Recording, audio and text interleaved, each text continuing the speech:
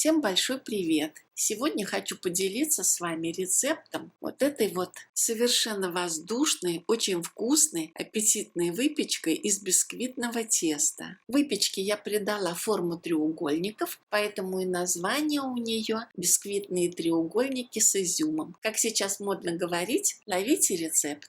Для этой вкуснятины мне понадобится 100 грамм пшеничной муки высшего сорта. К муке я добавляю 60 грамм любого крахмала, картофельного, кукурузного, либо муки тапиоки.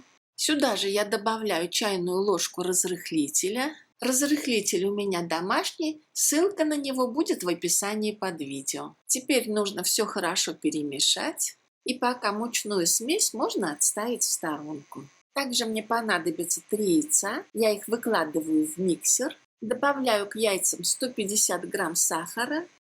Добавляю немного соли, буквально одну щепотку. Это для дополнительного вкуса. И теперь это нужно все хорошо взбить. Взбиваю смесь до пышной светлой пены. Мой миксер трехскоростной, я обычно взбиваю все это на самой высокой скорости. Не останавливая миксера, добавляю сюда 40 мл рафинированного оливкового масла. Оливковое масло не панацея, можно добавить сюда любое растительное масло. После того, как смесь примет однородную консистенцию, я перевожу скорость миксера на минимальную и начинаю частями добавлять мучную смесь, которую я подготовила заранее в начале видео. Вот такое должно получиться тесто по окончании замеса, консистенции густой сметаны, воздушное, эластичное. Добавляю в тесто стакан изюма, объем стакана у меня 200 мл. Изюм я предварительно вымыла под проточной водой и высушила бумажным полотенцем. Теперь все нужно хорошо перемешать. Перемешать не спеша, аккуратно, чтобы не выпустить пузырьки газа, которые накопились в тесте во время его замеса.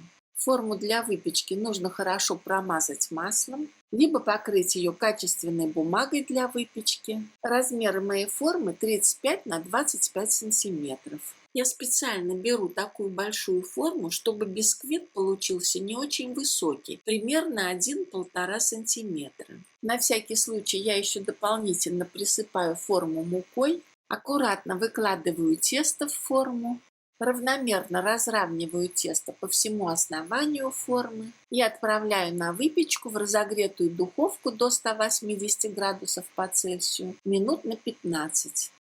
Выпекаю бисквит до золотисто-коричневатого цвета. Проверяю готовность бисквита палочкой. Если палочка осталась сухой, значит бисквит готов. Остывший бисквит я перекладываю на доску и щедро присыпаю его сахарной пудрой. Делю бисквит на 6 полос. Если же вы хотите бисквитики более крупные, то можете сократить число полос. И соответственно наоборот, чем больше полос, тем меньшего размера будут бисквитики. А затем я разрезаю полосы на треугольники. Я для этого использую резачок для овощей. Им очень удобно это делать.